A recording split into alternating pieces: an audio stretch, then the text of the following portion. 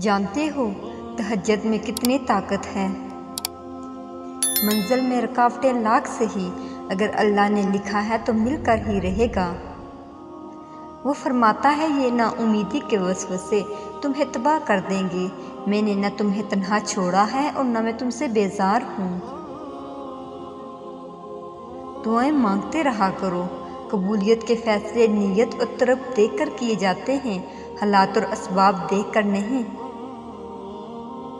بے شک دنیا اور آخرت کی مثال ایسی ہے جیسے ایک شخص کے دو بیویاں ہوں، ایک کو راضی کرتا ہے تو دوسری روٹھ جاتی ہے۔ اللہ کو تمہارے اس یقین سے بہت پیار ہے جو تمہیں پختگی دے کر بار بار اللہ ہی کے آگے بس جھکاتا ہے۔ رسول اللہ صلی اللہ علیہ وآلہ وسلم نے فرمایا، بخیل وہ ہے جس کے سامنے میرا ذکر کیا جائے اور وہ مجھ پر درود صلوات نہ بھیجے۔ لوگ کہتے ہیں خاموشی اور تنہائیاں کھا جاتی ہیں، میں کہتا ہوں خاموشی اور تنہائیاں اللہ سے ملا دیتی ہیں۔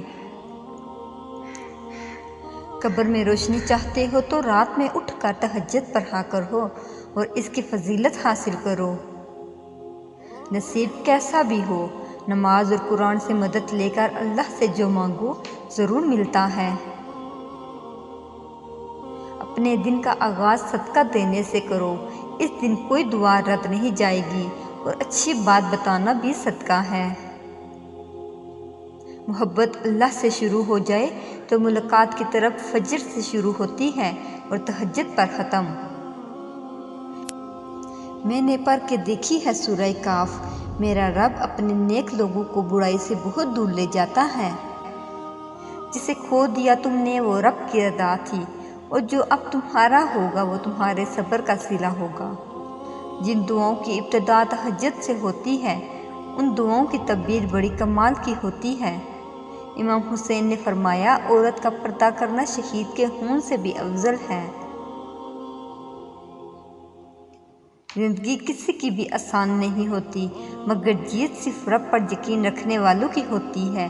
کن پہ یقین رکھو، آسانی ضرور آئے گی۔